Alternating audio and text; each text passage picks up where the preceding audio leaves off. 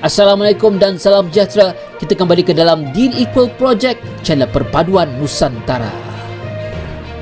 Hai guys, Assalamualaikum, salam sejahtera, salam perpaduan, salam Nusantara, salam bergabung. Kita kembali ke dalam channel saya, iaitu channel Deal Equal. Apa kabar anda yang berada di Malaysia, Indonesia, Filipina, Brunei, Thailand dan seluruh Nusantara? Saya doakan anda sihat-sihat, sejahtera dan dimurahkan rezeki. Hari ini kita akan react beberapa video ini tentang bagaimana pemimpin-pemimpin dunia dan media luar menganggap Prabowo sebagai seorang wira. Tanpa basa-basi, ayo kita simak video yang menarik ini.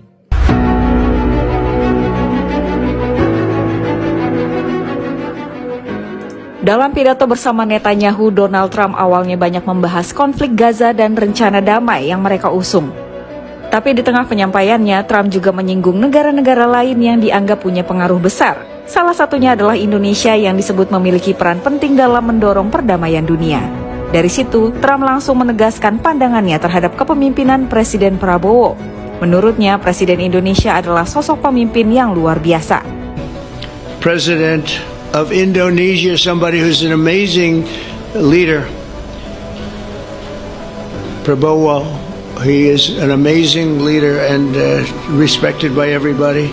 He was in the room with us. We were together with most of these people that I'm mentioning. Others were by phone or the next day. And I took note, as I'm sure you did too, of the encouraging words spoken here by the President of Indonesia. This is the country with the largest Muslim population of all nations. And it's also a sign of what could come. Forward-looking Arabs and Muslim leaders know that cooperating with Israel will provide them with groundbreaking Israeli technologies, including in medicine and science, in agriculture and water, in defense and AI, and so many other fields. And the President and I, as you know, are just coming back from New York and the General Assembly, which reconfirmed that the world is changing rapidly. We know the global trading system is being disrupted. Geopolitics are realigning. The AI, artificial intelligence, sustainable revolutions are gathering pace. And in Canada, what this hinge moment has underscored is that we need to build our economy strong at home, as you are doing, and to diversify and deepen our trade and security relationships abroad. And Mr. President, we're proud to build those relationships with those who greet new challenges with hope and optimism grounded in an unwavering belief in the solidarity of all peoples. And when I say that, I'm quoting from your eloquent speech and powerful speech to the General Assembly yesterday.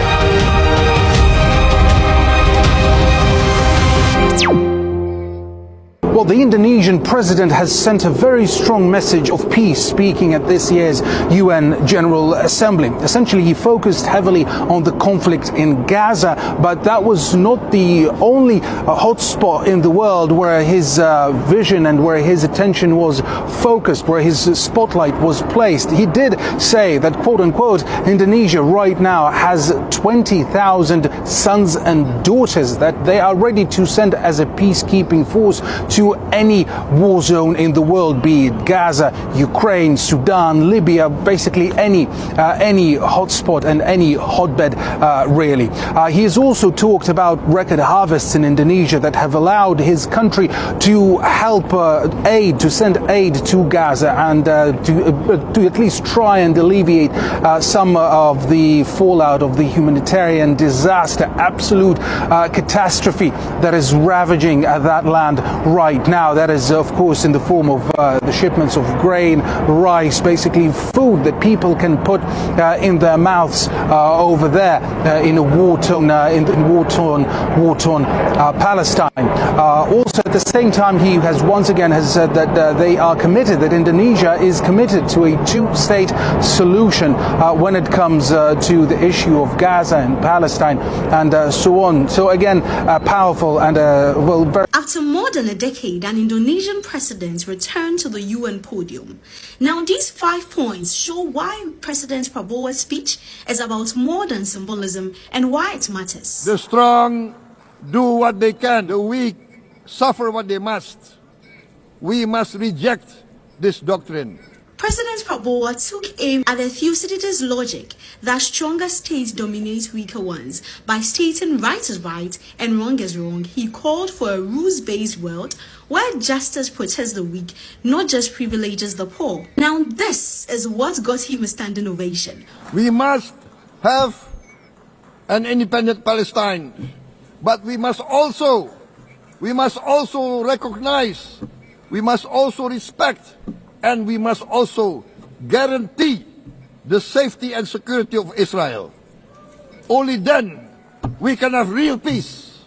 Most Muslim majority states emphasize Palestinian rights, and Prabowo did too, but he went further, and rather than condemning only one side, Prabowo insisted on a two-state solutions, even taking them back to the very beginning by citing that they are both descendants of Abraham. And that it's a balance that makes Indonesia stand out as a potential mediator and not just a partisan voice. Not with just words, but with boots on the ground. Indonesia is prepared to deploy 20,000 or even more of our sons and daughters to help secure peace in Gaza or elsewhere. Many leaders call for peace, but few offer boots. Indonesia is already a major contributor to peacekeeping efforts, and President Prabowo's promise of 20,000 troops or more under UN command is a rare move which is truly commendable. This year, Indonesia recorded the highest rice production and grain reserves in our history. We are now self-sufficient in rice, and we are starting now to export rice to other nations in need. We are building resilient food supply chains, investing in climate-smart agriculture to ensure food security for our children and for the children of the world. We are confident in a few years' time we'll be the granary of the world. Officials project 2025 rice production at 34 to 45 million tons, with reserve stocks reaching 4 million tons. And that's double last year's reserves. And that is a bold signal to the world that Indonesia can contribute to alleviating hunger globally. And that's a subtle message that the global south should now watch Jakarta closely. Now, therefore, we choose to confront climate change not by slogans, but by immediate steps. We are committed to meeting our 2015 Paris Agreement obligations. We aim to achieve net zero emission by 2060. Now from law to peace to food and then energy, President Prabowo's speech threads principle with capability and is Indonesia's way of telling the world, watch us now.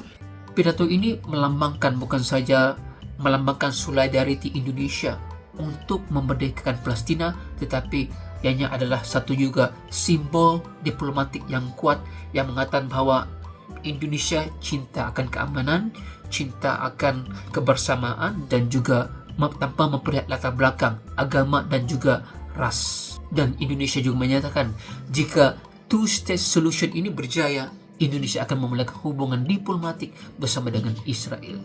Oke guys, itu dia video menarik. Dan jika anda suka dengan reaction, jangan lupa tekan like, komen, dan subscribe. Kita berjumpa lagi. Assalamualaikum. Salam sehat semuanya.